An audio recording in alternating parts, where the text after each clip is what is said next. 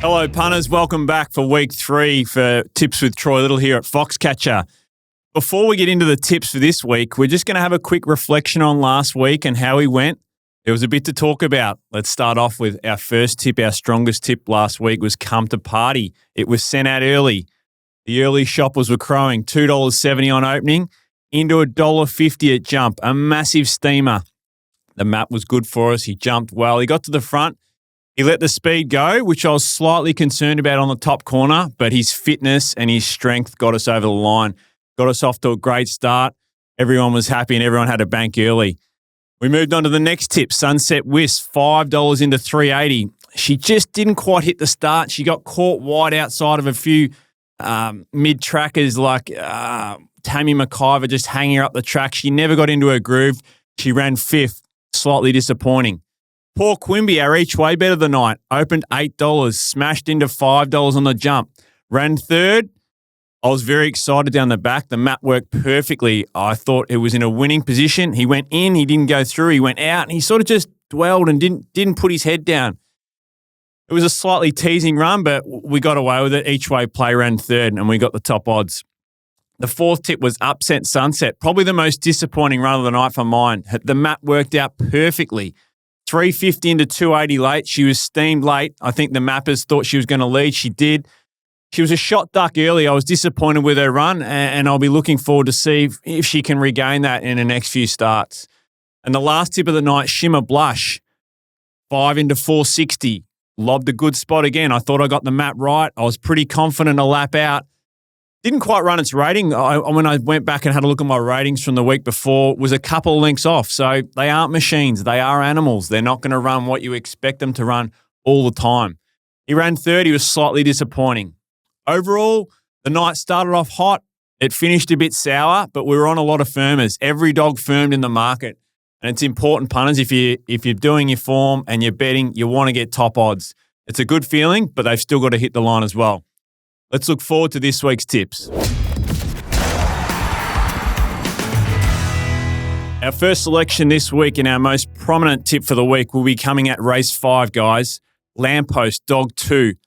I think he gets a really nice draw here. He's the best dog in the race on my ratings.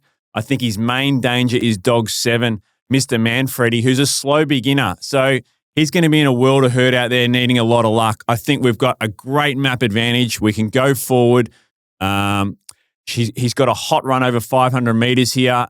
His 600-metre runs recently at Sandown have been excellent behind some dogs that are running in group races this weekend. I think he's the dog to beat here. He's clear top pick, and I think he can get us off to a good start, guys. I think he'll be nice and short, but you might be able to anchor him into a few things, multis, into whatever you like. So race 5, dog 2, Lamppost. Our next selection for the night, guys, is race 3, a young dog, a young up-and-coming pup on the way up. I really like the way this dog's handling things. His name's Webleck Joel, race 3, dog 8. He's had his first look at the Meadows last week. I thought it was very encouraging. He was pushing up at the first turn. He just wanted to get wide. He kept to his guns well. He ran it out strongly. But he gets a race here where there's no speed. Dogs 1, 2, 4, 5. Maybe 7. 7's a bit hit and miss, but definitely 1, 2, 4, and 5 are clearly slow early. So Webleck Joel at Geelong in his early days, he wanted to push up the track. I think box 8 will be ideal. I think if he hits the start, I think he gets to the front. I think he'd be awfully hard to run down. Happy to be with him. Race 3, dog 8, Webleck Joel. On to our next selection. We'll be back to a 600-metre start. Race 4, dog 1, Chicken Fish. Doesn't win out of turn, but I like the map here. He's drawn underneath Tammy McIver. And if you can remember from last week, Tammy McIver had an inside draw and she just kept letting gaps up the fence for dogs late. I think that's where Chicken Fish might be tonight. I think with 4 showing speed and possibly 8, I think Chicken Fish can sort of settle 3rd or 4th on the fence, bide his time. He sort of gets into his groove in his races. I think 600 is the ideal trip for this dog. When they put him up over further, he's a bit of a question mark, but I think this is his sweet spot. He'll run through the line strongly. I think he can back him each way. I think he might be each way odds in this field. They only pay 2 dividends, but if he runs second, you're still going to get more than your money back. So happy to play race 4, number 1, Chicken Fish. On to our next selection. Race 9, dog 6, Lanfranco. He blew us out of the water last week. which wasn't surprising when he got so close down the back straight.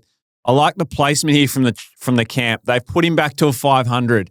He's so strong, this dog, over this trip, and he can run fast times. But more importantly, he's got the speed to hang on to some high-speed chases. And this is a race ripped with pace across the track. 1, 2, 8 are going to charge forward. 4 is going to be putting itself in play mid-race. Lanfranco is going to be just sitting last out the back. He'll be biding his time, just looking for a little bit of room on the way through. And in the last 50 metres, last home straight, he'll just charge. He'll just try and barge through. And I think he can bomb them late. Race 9, dog 6, Lanfranco. On to our next selection, guys. Race 12, dog 2, Slay Queen Molly. I think she gets map advantages here. I've got 1 slightly tardy at the start and 3 Shimmer Seals got pace. But I went back and had a look at their run a few starts ago at Sandown. They're in the same race. You watch it. They go together to the first turn and Slay Queen holds Shimmer Seal out. I think this can happen again here. I'm not too worried about the outside dogs here. I don't think they've got the pace to cross. So I think we've got map advantage. Slay Queen Molly might be in front.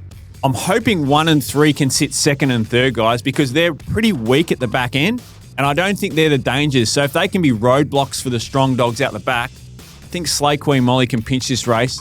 Hopefully we can finish on a good note, punters. Good luck at the Meadows. What are you really gambling with? For free and confidential support, call the number on the screen or visit the website.